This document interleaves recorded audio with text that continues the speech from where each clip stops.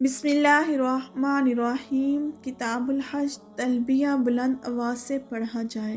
حضرت سہل بن سعد رضی اللہ تعالی عنہ سے روایت ہے کہ رسول اللہ صلی اللہ علیہ وآلہ وسلم نے فرمایا، اللہ کا مومن مسلم بندہ جب حج یا عمرہ کا تلبیہ پکارتا ہے اور کہتا ہے لبیک اللہم لبیک لا شریک لک لبیک ان الحمد والنعمت لک والملک لا شریک لک، جب اللہ کا مومن مسلم بندہ جب یہ حج یا عمرہ کا تلبیہ پکارتا ہے تو اس کی دائیں طرف کے اور بائیں طرف کی اللہ تعالیٰ کی جو بھی مخلوق ہوتی ہے، خواہ وہ بے جان پتھر ہوں، درخت ہوں یا ڈھیلے یا پہاڑ، وہ بھی اس بندے کے ساتھ لبیک کہتے ہیں، یہاں تک کہ زمین اس طرف کی اور اس طرف کی تمام ختم ہو جاتی ہے۔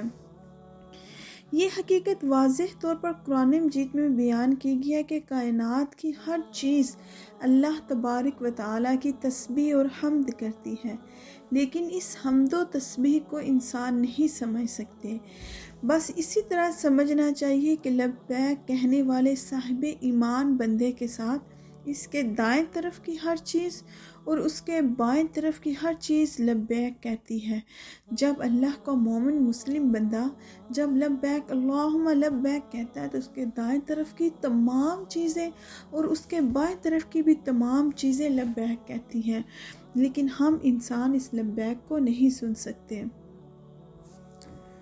صدق اللہ العظیم، صدقت یا رب العالمین۔ ویڈیو اچھی لگی ہو تو لائک، شیئر اور سبسکرائب کیجیے۔ فی امان اللہ۔